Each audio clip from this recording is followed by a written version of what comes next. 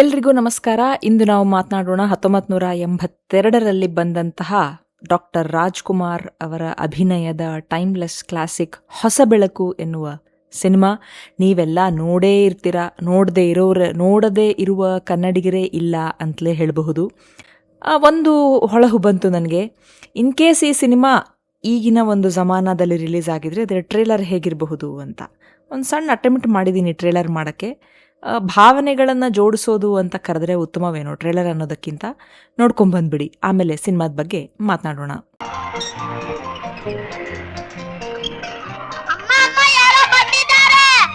ಯಾರು ಇಲ್ಲ, ನಾನು ನಿಮ್ಮವನೇ.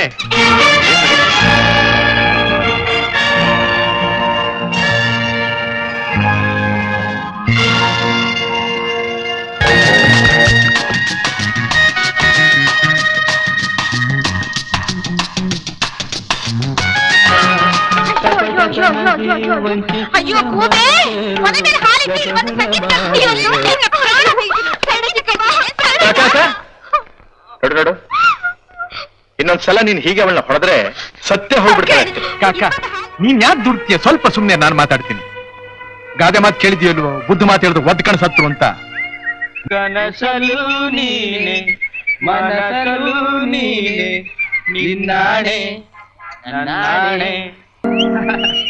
ನೋಡೋ ತರ ನೋಡಿದ್ರೆ ಹಕ್ಕಿ ವಸ್ತು ಅಂತ ಕಾಣಿಸುತ್ತೆ. ನನ್ ಕಾಲಲ್ಲಿರೋ ಚಪ್ಲಿನ ಹೊಸ್ತು ಅದ್ ನೋಡ್ಲಿಲ್ವಾ?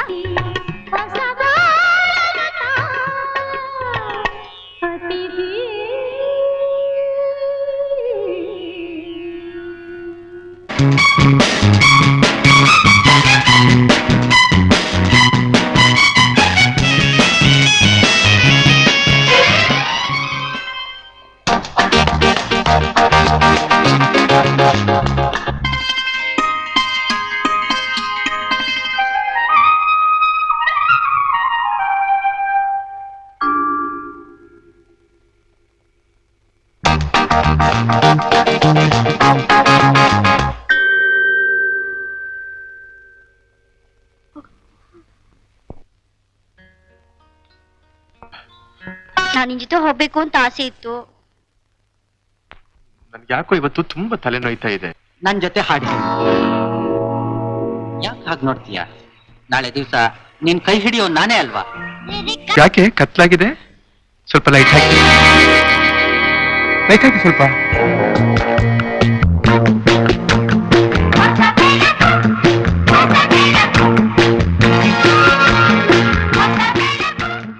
ನನಗೆ ಈ ಸಿನಿಮಾ ಎಷ್ಟಿಷ್ಟ ಅಂದರೆ, ನಾನೊಂದು 20 ಸರ್ತಿ ನೋಡಿರಬಹುದು ಈ ಸಿನಿಮಾವನ್ನು. ಈ ಸಿನಿಮಾ ನಿಮಗೆಲ್ಲ ಗೊತ್ತಿರೋ ಹಾಗೆ ಎಂ ರಂಗರಾವ್ ಅವರ ಸಂಗೀತ ಇದೆ, ದೊರೈ ಭಗವಾನ್ ಅವರ ನಿರ್ದೇಶನ. ಇದರಲ್ಲಿ ಒಟ್ಟು 6 ಹಾಡುಗಳಿದ್ದಾವೆ. ತೆರೆದಿದೆ ಮನೆ ಅನ್ನೋದು ಕುವೆಂಪುರವರು ರಚಿಸಿರೋದು. ಅದು ಬಿಟ್ಟರೆ ಇನ್ನೆಲ್ಲ ಹಾಡುಗಳು ಚಿ ಉದಯ್ ಶಂಕರ್ ಅವರು ಬರೆದಿರೋದು. ವಾಣಿಯವರ ಕಾದಂಬರಿ ಆಧಾರಿತ ಈ ಸಿನಿಮಾ. ಡಾಕ್ಟರ್ ರಾಜ್ಕುಮಾರ್ ಮತ್ತು ಸರಿತಾ ಅವರು ಅಭಿನಯಿಸಿದಂತಹ ಸಿನಿಮಾ. ದೆಹಲಿ ಮತ್ತು ಮೈಸೂರಲ್ಲಿ ಈ ಸಿನಿಮಾದ ಪೂರ್ತಿ ಚಿತ್ರೀಕರಣ ಆಗಿದೆ.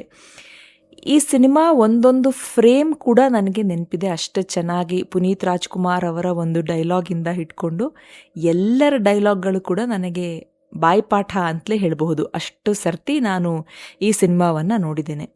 ಇದರಲ್ಲಿ ಡಾಕ್ಟರ್ ರಾಜ್ಕುಮಾರ್ ಅವರ ಅಭಿನಯ ಘನತೆ, ಅವರು ಹೆಣ್ಮಕ್ಕಳಿಗೆ ಕೊಡುವ ಗೌರವ ಅದಂತೂ ಅವರ ಎಲ್ಲ ಸಿನಿಮಾಗಳಲ್ಲಿರೋದೆ. ಈ ಸಿನಿಮಾದಲ್ಲಿ ಅವರು ಎಷ್ಟು ಸೂಕ್ಷ್ಮ ಸಂವೇದಿ ಅಂತಂದರೆ, ಅಕ್ಕನನ್ನು ಅವರು ಅಕ್ಕನ ತರಹಾನೇ ಇದ್ದುತ್ತಿದ್ದಾರೆ. ಹಾಗೆ ಸರಿತಾ ಅವರ ಮನಸ್ಸನ್ನು ಅರ್ಥ ಮಾಡ್ಕೋತಾರೆ. ದೆಹಲಿಯಲ್ಲಿ ಅಲ್ಲಿ ಇರುವಂತಹ ಬಾಸ್ನ ಮಗಳನ್ನು ಅರ್ಥ ಮಾಡ್ಕೋತಾರೆ. ಹೀಗೆ ಅವರು ಎಲ್ಲರ ಭಾವನೆಗಳನ್ನು ಅರ್ಥ ಮಾಡಿಕೊಂಡು ನಡೆಯುವ ರೀತಿ ಇದೆಯಲ್ಲ, ಅದು ತುಂಬಾ ಚೆನ್ನಾಗಿದೆ. ನಾನು ಹೇಳಿದೆ ನಿಮಗೆ 6 ಹಾಡಿದೆ ಅಂತ. ನನಗೆ ಎಲ್ಲ ಹಾಡು ಇಷ್ಟ. ರವಿ ನೀನು ಆಗಸದಿಂದ, ಚೆಲುವೆಯೇ ನಿನ್ನ ನೋಡಲು, ಹೊಸ ಬೆಳಕು ಮೂಡುತ್ತಿದೆ, ನೀನಾದೆ ಬಾಳಿಗೆ ಜ್ಯೋತಿ, ಕಣ್ಣೀರ ಧಾರೆ, ತೆರೆದಿದ ಮನೆ. ಈ ಕಣ್ಣೀರ ಧಾರೆ ಅನ್ನೋದು ಜಗಜೀತ್ ಸಿಂಗ್ ಅವರ ಕೋಯಿ ಪಾಸ್ ಆಯಾ ಸವೇರೆ ಸವೇರೆ ಎನ್ನುವಂತಹ ಒಂದು ಗಜಲ್ ಟ್ಯೂನ್. ಅದು ಸೇಮ್ ಅದೇ ಟ್ಯೂನನ್ನು ಎಂ ರಂಗರಾವ್ ಅವರು ಇದಕ್ಕೆ ಬಳಸ್ಕೊಂಡಿದ್ದಾರೆ. ರಾಜ್ಕುಮಾರ್ ಅವರು ತುಂಬ ಅದ್ಭುತವಾಗಿ ಈ ಹಾಡನ್ನು ಹಾಡಿದ್ದಾರೆ.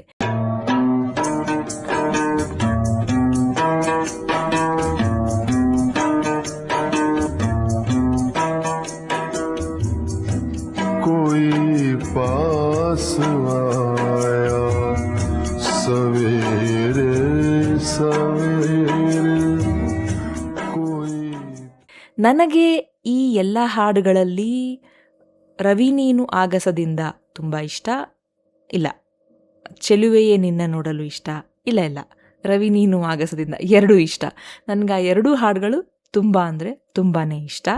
ಈ ಸಿನಿಮಾದಲ್ಲಿ ರಾಜ್ಕುಮಾರ್ ಅವರ ಪರ್ಫೆಕ್ಷನ್ ನೀವು ನೋಡಬೇಕು ಅಂತಂದರೆ, ಅವರು ಅವರ ಭಾವನ ಜೊತೆಗೆ ಮಾತಾಡಬೇಕಾದ್ರೆ ಕೈಲಾಸಂ ಅವರ ನಾಟಕದ ಬಗ್ಗೆ ಒಂದು ಮಾತಾಡ್ತಾರೆ, ಅಮ್ಮ ಅವರ ಗಂಡ. ಅದರಲ್ಲಿ ಅವರು ಸಿಚುಯೇಷನ್ ಬರುತ್ತೆ, ಸಿಚುಯೇಷನ್ ಅಂತಾರೆ. ಆ ಸಿಚುಯೇಷನ್ ಅನ್ನೋ ಒಂದು ಶಬ್ದದ ಪ್ರೊನೌನ್ಸಿಯೇಷನ್ ಕೂಡ ನೇಟಿವ್ ಇಂಗ್ಲೀಷ್ ತರಹನೇ ನಾನು ಸೌಂಡ್ ಮಾಡಬೇಕು ಅನ್ನುವ ಒಂದು ದೃಷ್ಟಿಕೋನ ಇದೆಯಲ್ಲ, ಅದು ನನಗೆ ವಾವ್ ಅಂತ ಅನಿಸುತ್ತೆ. ಅದಾದಮೇಲೆ ಈ ಸಿನಿಮಾದಲ್ಲಿ ಅವರು ಮೈಸೂರಿಗೆ ಮೊದಲನೇ ಸರ್ತಿ ಬಂದಾಗ ಅವ್ರ ಭಾವ ಕೇಳ್ತಾರೆ, ಹೇಗಿದೆ ರವಿ ದೆಹಲಿ ಅಂತ ಕೇಳ್ತಾರೆ. ಆಗ ಇವ್ರು ಹೇಳ್ತಾರೆ, ರಾಜ್ಕುಮಾರ್, ಯಾವ ಊರಾದ್ರೇನು, ದುಡ್ಡು ಕಡಿಮೆ ಆದರೆ ಎಲ್ಲ ಊರು ಕಷ್ಟ, ದುಡ್ಡು ಚೆನ್ನಾಗಿದ್ರೆ ಯಾವ ಊರಲ್ಲಾದರೂ ಚೆನ್ನಾಗಿರಬಹುದು ಅನ್ನೋ ಅರ್ಥದಲ್ಲಿ ಒಂದು ಡೈಲಾಗ್ ಹೇಳ್ತಾರೆ. ಅದೇ ದೆಹಲಿನಲ್ಲಿ ಅವರ ಬಾಸ್, ನನ್ನ ಮಗಳು ನಿನ್ನನ್ನು ಇಷ್ಟಪಡ್ತಾ ಇದ್ದಾಳೆ, ಇನ್ನೀ ಆಸ್ತಿಗೆಲ್ಲ ನೀನೇ ಒಡೆಯ ಅಲ್ವಾ ಅಂದಾಗ ಅವರು ಆಯ್ಕೆಯನ್ನು ಮಾಡ್ಕೋತಾರೆ ಸರಿತಾ ಅವರನ್ನು. ಅಂದರೆ ಮೌಲ್ಯಗಳಿಗೆ ಬೆಲೆ ಕೊಡ್ತಾರೆ, ನಾವು ಕಷ್ಟಪಟ್ಟು ದುಡಿದ್ರೆ ಮಾತ್ರ ಅದು ನಮ್ಮೊಟ್ಟಿಗೆ ಉಳಿಯುತ್ತೆ ಅನ್ನುವಂತಹ ಒಂದು ಸಂದೇಶವನ್ನು ಕೊಡ್ತಾರೆ.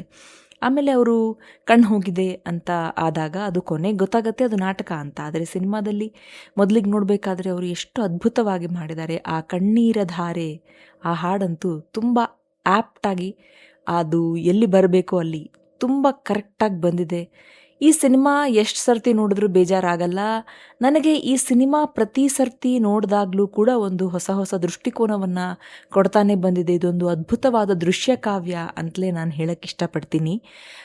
ಇಂತಹ ಒಂದು ಅದ್ಭುತವಾದ ಕಾದಂಬರಿಯನ್ನು ನಿರ್ದೇಶನ ಮಾಡಿದಂತಹ ದೊರೈ ಭಗವಾನ್ ಅವರಿಗೆ ನಾವು ಧನ್ಯವಾದ ಹೇಳಬೇಕು. ಅದ್ಭುತವಾಗಿ ಅಭಿನಯಿಸಿದಂತಹ ರಾಜ್ಕುಮಾರ್, ಸರಿತಾ ಅವರಿಗೆ, ಶ್ರೀನಿವಾಸ್ ಮೂರ್ತಿ ಅವರಿಗೆ, ಯಾರಿಗೆ ಎಲ್ಲ ಧನ್ಯವಾದ ಹೇಳೋಕ್ಕಾಗಲ್ಲ ಹೇಳಿ, ಎಲ್ರಿಗೂ ಕೂಡ. BC ಗೌರಿಶಂಕರ್ ಅವರ ಸಿನಿಮಾಟೋಗ್ರಫಿ ಇದೆ ಈ ಸಿನಿಮಾಕ್ಕೆ, ತುಂಬ ಚೆನ್ನಾಗಿದೆ. ಈ ಒಂದು ಟೈಮ್ಲೆಸ್ ಕ್ಲಾಸಿಕ್ಕನ್ನು ಯಾಕೆ ರಿವಿಸಿಟ್ ಮಾಡಬಾರ್ದು, ಏನಿಷ್ಟ ಅದನ್ನು ಯಾಕೆ ಹೇಳಬಾರ್ದು ಅಂತ ಅನ್ನಿಸ್ತು. ನಾವು ಯಾಕೆ ಈ ರೀತಿಯ ಹಳೆಯ ಸಿನಿಮಾಗಳನ್ನು ಮತ್ತೆ ಮತ್ತೆ ನೋಡ್ತೀವಿ ಅಂದರೆ, ಅದೊಂದು ನಾಸ್ಟಾಲ್ಜಿಯಾ ಅಂತ ಹೇಳ್ತೀವಲ್ಲ, ಆ ಸಮಯವನ್ನು ನಾವು ಈ ಸಿನಿಮಾ ನೋಡೋದರ ಮೂಲಕ ನಾವು ಮರುಜೀವಿಸ್ತೀವಿ. ಅದಕ್ಕೆ ನಾವು ಈ ಹಳೆಯ ಸಿನಿಮಾಗಳನ್ನು ಮತ್ತೆ ಮತ್ತೆ ಮತ್ತೆ ಮತ್ತೆ ಮತ್ತೆ ಮತ್ತೆ ನೋಡ್ತೀವಿ, ಡಿಸ್ಕಸ್ ಮಾಡ್ತೀವಿ. ನಮಗೆ ಅದೊಂಥರ ಖುಷಿ ಕೊಡುತ್ತೆ. ಸ್ಟ್ರೆಸ್ ಆದಾಗ ಈ ಸಿನಿಮಾ ನೋಡಿದ್ರೆ ಖುಷಿ ಕೊಡುತ್ತೆ. ಏನೋ ಒಂದು ಆಫೀಸಲ್ಲಿ ಕಿರಿಕಿರಿ ತುಂಬ ಅನ್ನಿಸ್ತು ಬಂದಾಗ ಒಂದು ಹೊಸ ಬೆಳಕು, ಒಂದು ಸ್ಟಾರ್ಟಿಂಗ್ ಒಂದು 10-15 ನಿಮಿಷ ನೋಡಿದ್ರೆ ಮೂಡ್ ಫ್ರೆಶ್ ಆಗುತ್ತೆ. ಆ M. ರಂಗರಾವ್ ಅವರ ಬ್ಯಾಕ್ಗ್ರೌಂಡ್ ಮ್ಯೂಸಿಕ್ ಕೇಳಿದ್ರು ಕೂಡ ಸಾಕು ನಿಮಗೆ ಮೂಡ್ ಅಷ್ಟು ರಿಫ್ರೆಶಿಂಗ್ ಆಗಿದೆ, ತುಂಬಾ ಚೆನ್ನಾಗಿದೆ. ನಿಮಗೆ ಈ ರೀತಿಯ ಒಂದು ಕ್ಲಾಸಿಕ್ಗಳ ರಿವಿಸಿಟ್ ಮಾಡುವ ನನ್ನ ಒಂದು ಪ್ರಯತ್ನ ನಿಮಗೆ ಇಷ್ಟ ಆದರೆ ತಿಳಿಸಿ, ಮುಂದೆ ಯಾವ ಸಿನಿಮಾ ಮಾಡಬಹುದು ಅಂತ. ನಿಮಗೆ ಈ ಸಿನಿಮಾದಲ್ಲಿ ಯಾವ ಸೀನ್ ಇಷ್ಟ, ಯಾವ ಹಾಡು ಇಷ್ಟ, ಈ ಸಿನಿಮಾ ನೀವು ಎಷ್ಟು ಸತಿ ನೋಡಿದ್ದೀರಾ ಕಾಮೆಂಟ್ ಮಾಡಿ ತಿಳಿಸಿ. ನಾನು ತಿಳ್ಕೊಳ್ಳೋಕ್ಕೆ ತುಂಬ ಖುಷಿ ಪಡ್ತೀನಿ. ಯಾವ ಸಿನಿಮಾ ನೆಕ್ಸ್ಟ್ ಮಾಡಬಹುದು ಅನ್ನೋದನ್ನು ಕೂಡ ನೀವು ಕಾಮೆಂಟ್ ಮಾಡಿ ತಿಳಿಸಿ. ಮತ್ತೊಂದು ಸಿನಿಮಾ, ಪುಸ್ತಕ ಅಥವಾ ವೆಬ್ ಸೀರೀಸ್ ಮೂಲಕ ಮತ್ತೆ ಬರ್ತೇನೆ. ಅಲ್ಲಿವರೆಗೂ ಯೋಚನೆ ನಿಮ್ಮದಾಗಿರಲಿ, ವಿಶ್ಲೇಷಣೆ ನಮ್ಮದಾಗಿರಲಿ, ಬಾಳು ಹಾಡಾಗಲಿ, ಭಾವ ಜೊತೆಗಿರಲಿ. ನಿಮ್ಮ ಸಮಯಕ್ಕೆ ಧನ್ಯವಾದಗಳು. ಮತ್ತೆ ಸಿಗೋಣ.